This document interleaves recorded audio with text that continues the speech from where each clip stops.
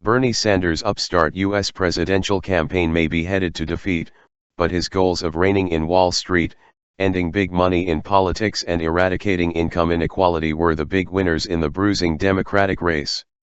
Sanders, who started as a little-known long shot, pushed the party and established front-runner Hillary Clinton sharply to the left during a long primary battle. Along the way, the 74-year-old U.S. Senator from Vermont energized young and progressive voters and prepared the ground for what his allies predict will be a lasting influence on the party. Clinton, one of the best-known political figures in the United States, clinched the Democratic Party's nomination in a last round of state nominating contests on Tuesday. But even before her victory, Sanders began taking steps to turn his newfound political influence into an enduring progressive movement. In the last few weeks, he has lent his influence and fundraising power to progressive congressional and state legislative candidates who share his agenda, urging his supporters around the country to donate to their campaigns. Sanders also appointed prominent activists to the panel writing the issues platform for the party's convention in July, ensuring a strong voice in the process.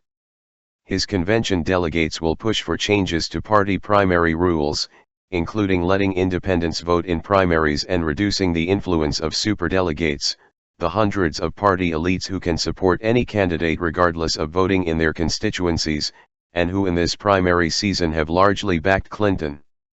I do think we are going to see real changes in the Democratic Party going forward because of Bernie. The future of the party is with the people supporting Sanders, said Charles Chamberlain, executive director of Democracy for America, a liberal Vermont-based group that rose from Howard Dean's failed 2004 presidential bid and endorsed Sanders this time. He has proven the power of this message, Chamberlain said.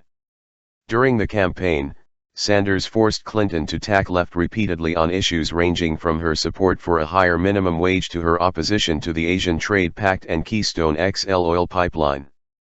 Sanders' progressive allies said those shifts by Clinton will be helpful in the November 8 election against presumptive Republican nominee Donald Trump, who has touted an anti-trade and pro-jobs economic agenda, and for Democrats in their efforts to recapture a majority in the U.S.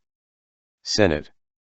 When the story of the 2016 election is told, a major part of it will be that Bernie Sanders helped the Democratic Party turn up the volume on economic populism issues, said Adam Green, co-founder of the Liberal Progressive Change Campaign Committee. If Democrats win back the Senate in the November election, Sanders will be in line for either the chairmanship of the Budget Committee or the Health, Education, Labor, and Pensions Committee, both powerful platforms to advance his ideas. Chamberlain said Sanders would create a formidable one-two punch in the Senate with Elizabeth Warren, a Massachusetts senator who has been the leader of the party's progressive wing. Bernie Sanders is going to fight all the good fights, he said. With Bernie Sanders and Elizabeth Warren we're going to see a Senate team that will be very powerful. Sanders' investment in the next generation of progressive politicians, meanwhile, is aimed at spawning a new generation of liberals who back his agenda.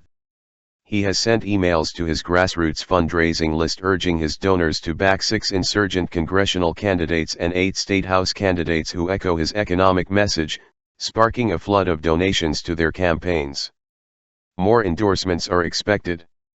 Our movement is so powerful that we can change congressional elections overnight. Let's keep going, Sanders said on Tuesday in an email to supporters asking them to support 2 more candidates for Congress, Eric Kingson in New York and Paul Clements in Michigan. Justin Bamberg, a first-term state representative from South Carolina, said he received about $70,000 in small dollar donations after Sanders sent an email to his supporters backing Bamberg. In Bamberg's first campaign, he raised $21,000 during the entire cycle, he said.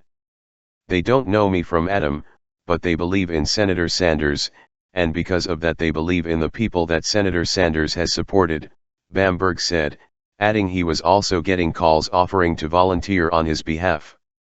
Terry Alexander, a South Carolina state representative backed by Sanders, said he also had received about $70,000 in donations after the Sanders email.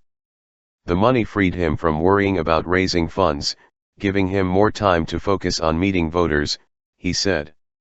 It has made a difference in how people see my candidacy, it's created a lot of enthusiasm and a tremendous boost in fundraising, he said.